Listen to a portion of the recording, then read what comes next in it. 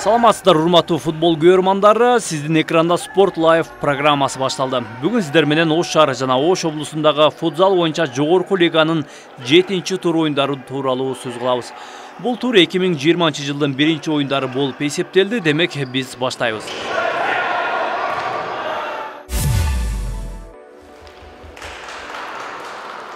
Жетинчи турдун биринчи жуптук беттеши ТМЖ менен Эмаком ортосунда болду. Өткөн турда ТМЖ күчтүү командалардын бири эсептелген Бакай фонд утуп алган болчу. Ал эми Эмакомдун оюну анча жүрүшпөй 6-чы турду жапалак Ихласка уттуруп жиберген эле. Эми бул жолку оюнга токтоло турган болсок, ТМЖ биринчи бөлүктө эле демилгени колго алып, чабуулга басым жасады.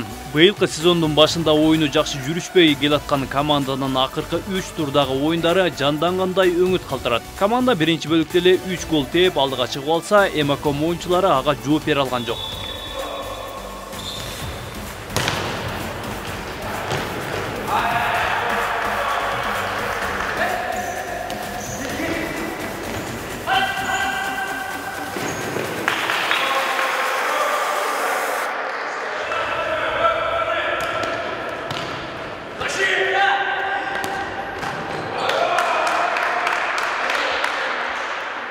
Ал эми экинчи бөлүктө болсо Эмаком 2 гол киргизе алса, ТМЖ дагы 2 ирет гол киргизүүгө жетишип, 7-чи турда жеңиш менен жыйынтыктап койду.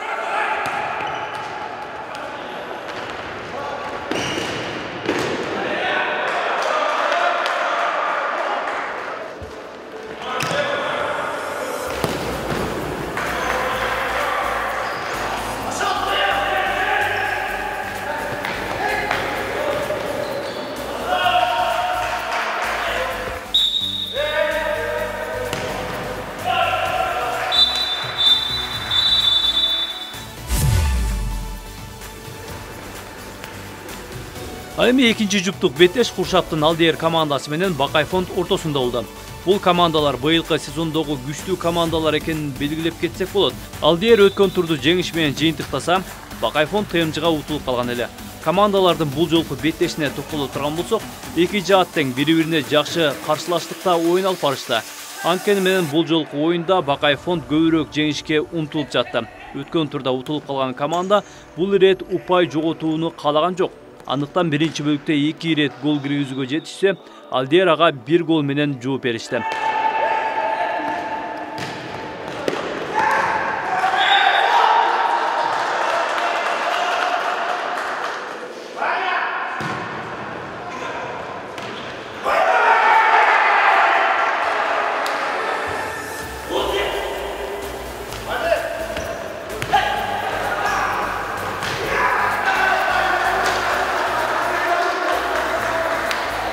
Ал эми экинчи бөлүктө болсо, эки команда тең гол киргизе албай, 7-чи турду Бакай фонд жеңиш менен жыйынтыктап койду.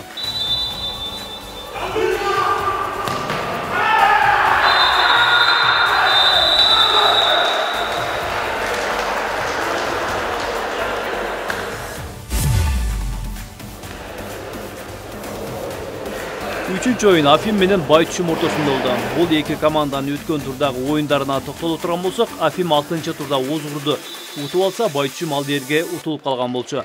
Андыктан өткөн жылдын финалисттери эсептелген Байтчумчуларга 2 турда катары менен упай жоготууга мүмкүн эмес эле. Мындай принцип менен оюнга чыккан Байтчумчулар биринчи бөлүктө эле 4 гол киргизе алды. Ал эми Афим оюнчулары ага жооптуу гол тебе алган жок.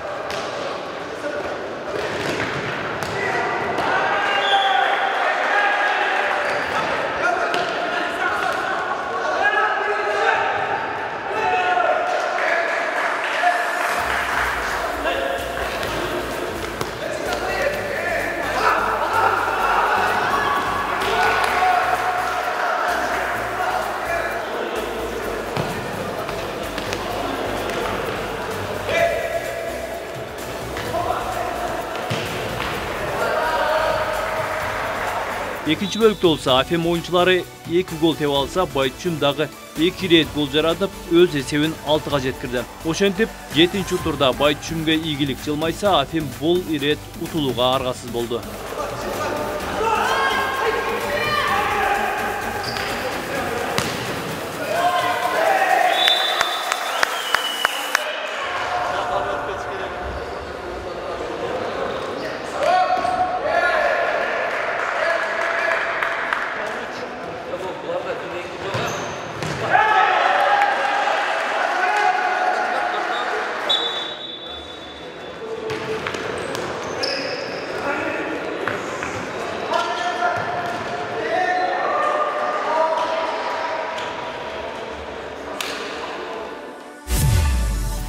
Ал эми акыркы жуптук беттеш Жапалак Ихлас менен Озгур командаларынын ортосунда болмок. Бирок бул оюн кийинкиге жылдырылды.